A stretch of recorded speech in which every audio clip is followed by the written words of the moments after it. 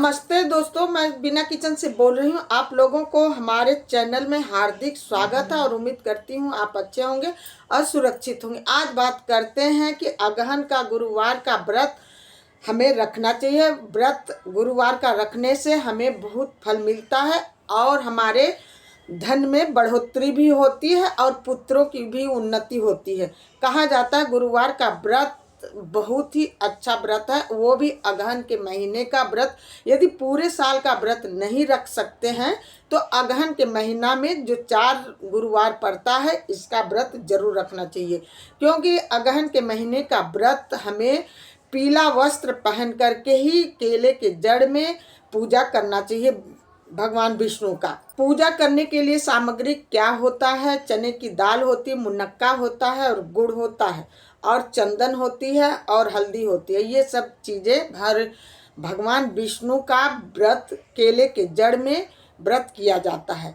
व्रत सुबह के बेला व्रत करके पूरा दिन व्रत रखते हैं, क्योंकि अनाज नहीं, जो व्रत रखते हैं अन्न नहीं खाया जाता है। फलाहारी में चाय, पानी और मूंगफली दाने ये सब आप ले सकते हो। यदि व्रत है, पूरा दिन व्रत रखें, शाम को सूर्य डूबने से पहले हमें पीला भोजन करना चाहिए। पीला भोजन में क्या हो, बेसन की रोटी या पराठे बना करके हमें मीठा ही भोजन करना चाहिए।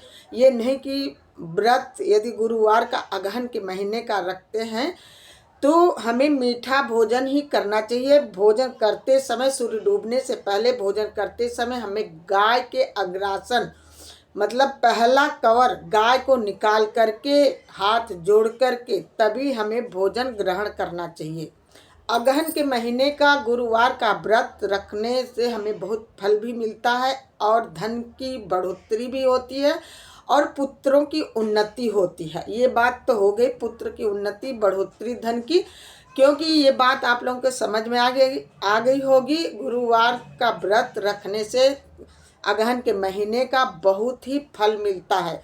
कहा जाता है 4 गुना 10 गुना फल मिलता है ये अगहन का व्रत, ये गुरुवार का व्रत रखने से।